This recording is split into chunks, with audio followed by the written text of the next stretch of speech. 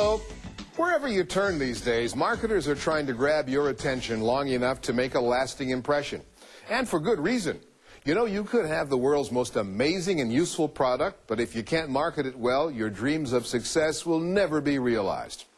I'm Nelson Davis, executive producer of Making It. And today you'll meet entrepreneurs who've had to unlock the puzzles of marketing, sometimes by making some very expensive mistakes. Making It, featuring inspiring personal stories of struggle, triumph, and success from America's small business communities.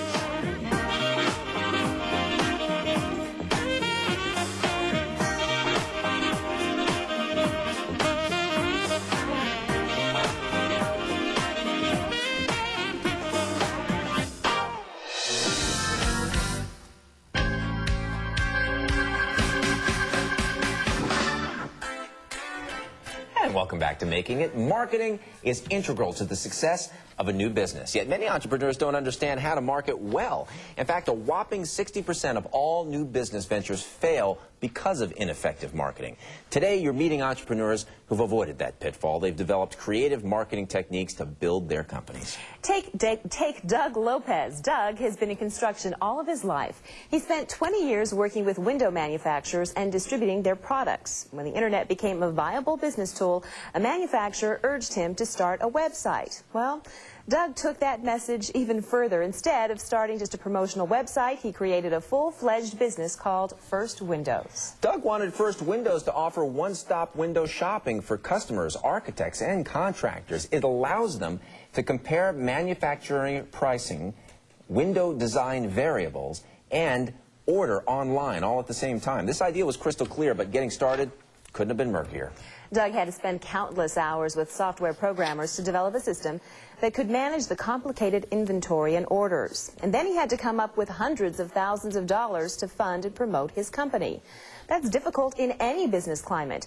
But he was trying to fund a .com right in the middle of the .com bust. And it didn't help that Doug's colleagues thought he was crazy, and they told him so every chance they got. Every other window retailer wasted no time telling him his vision simply couldn't be achieved. But thanks to an intelligent product mix and persistent marketing, Doug proved them all wrong. I'm the first one in, and I'm the last one usually to leave.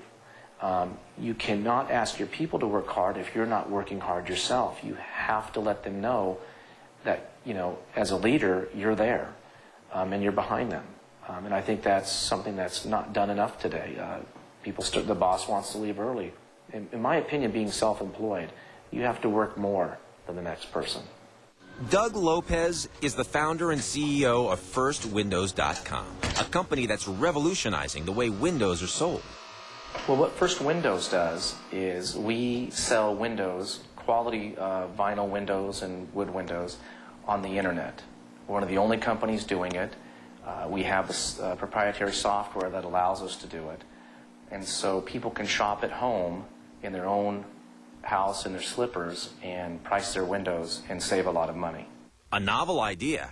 Yet pricing a window online isn't as simple as it might sound. 5's Windows software computes over 1 billion variables in just seconds. So for the consumer, it's a breeze. When they become a member of the site, they get a nice feature called comparison pricing. At that point, they can hit the comparison pricing button, and it'll give them the price for that same brand in all other brands. So the same measurements, the same options, and at the snap of a finger, it'll give them 5 other prices for the other local brands.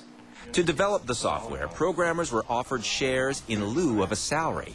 And to raise capital, Doug set up private auctions for family and friends. When you take money from friends and family, you better be ready to work.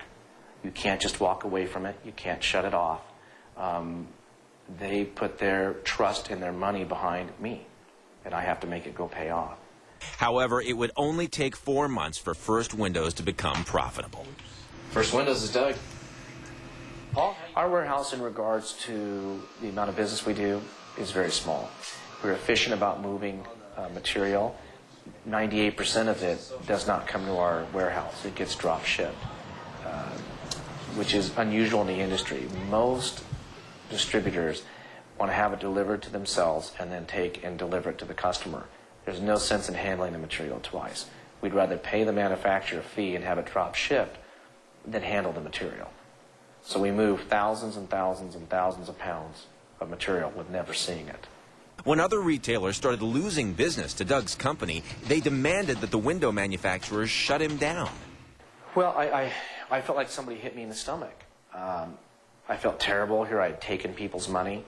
And for all I knew, I was going to be forced out of business for really not doing anything wrong, just being entrepreneurial. It was one of the most terrible things I went through. I was sitting in my car one day knowing everybody was calling in on me, and they hated me. They hated what I did. I changed the industry.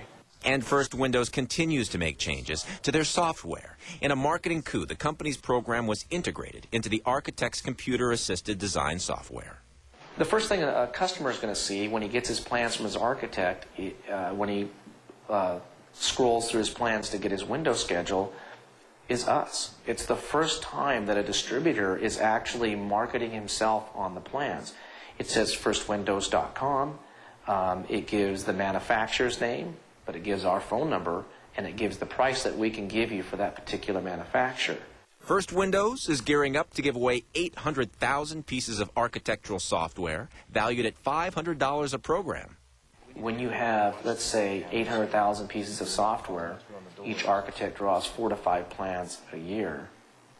Well, now you're going to have several million people out there with your ad, with you on the plans, with your price. That business will come back to us. Growth for First Windows has been impressive. After initially raising under $500,000 in 2000, First Windows is projected to do $5 million in 2005. But money's not the most important thing for this entrepreneur. How I'd like to be remembered is just the guy that helped everybody out, made their life a lot easier. I'd like to thank the guy who did spell check for me, because it's really made my life easy. The guy who did spell check for me. It's the little people and the big people and all the people, boy.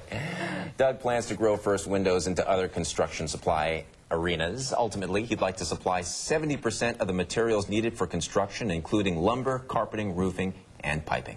Check out the Entrepreneurs Forum on our website at makingittv.com. And there, you can also purchase a copy of today's show and tap into a number of business resources. And that's all the time we have. Thank you for joining us. I'm Lynette Romero. And I'm Emmett Miller. Thanks for joining us. See you next time right here on Making It. But we do, if someone does us a real good job, we will award them shares as a bonus. They don't know it's coming.